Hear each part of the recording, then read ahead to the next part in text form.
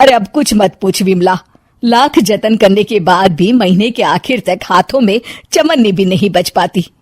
कभी अपने लिए कोई छोटी सी भी चीज लेनी हो तो 10 बार सोचना पड़ता है।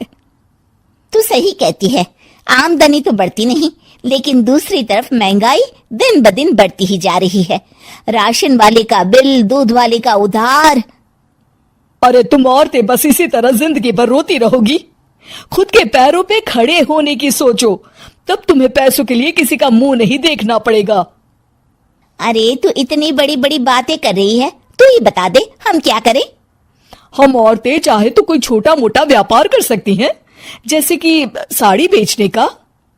सुधा की बातें सुन सब औरतें हंस पड़ती हैं।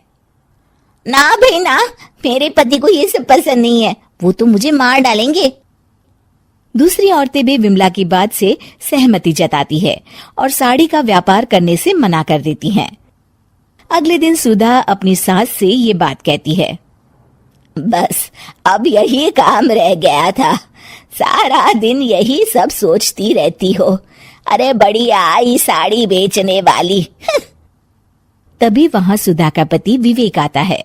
अपनी माँ की बात काटते हुए कहता है, अरे माँ, सुधा ठीक ही तो कह रही है।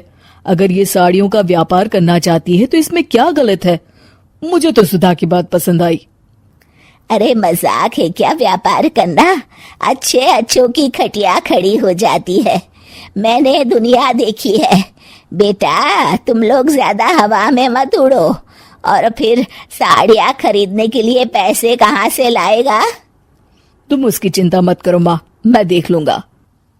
अगले दिन विवेक अपने एक दोस्त से कुछ पैसे उधार लेकर साड़ी के कारखाने से बहुत सारी साड़ियाँ खरीद लाता है।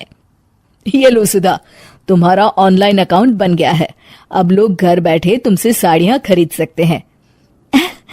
ये तो बहुत अच्छी बात है। हाँ, और इतना ही नहीं, मैंने इसमें सभी नई डिजाइन की साड़ियों की फोटो भी अपलोड कर दी है। अब बस तुम देखती जाओ। कुछ दिनों के बाद, नमस्ते, मुझे सुधा जी से मिलना है। ओहो, तू कौन है और मेरी बहू से तुझे क्या काम है? माँ जी, मैं सुधा जी से साड़ियाँ खरीदने आया हूँ। अरे बड़ा बेवकूफ है तू, इतना बड़ा मीना बाजार छोड़कर यहाँ साड़ी खरीदने आया है। तेरा ऊपर का कोई पेच ढीला है क्या?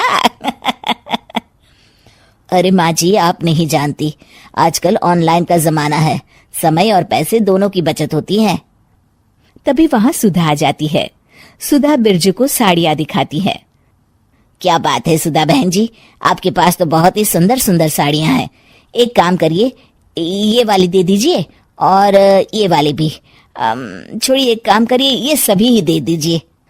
सुधा की सास हैरान रह जाती है। अरे इतनी साड़ी का तू करेगा क्या? अरे माँ जी, मेरी बीवी पहनेगी। अरे कितनी बीवियां है तेरी?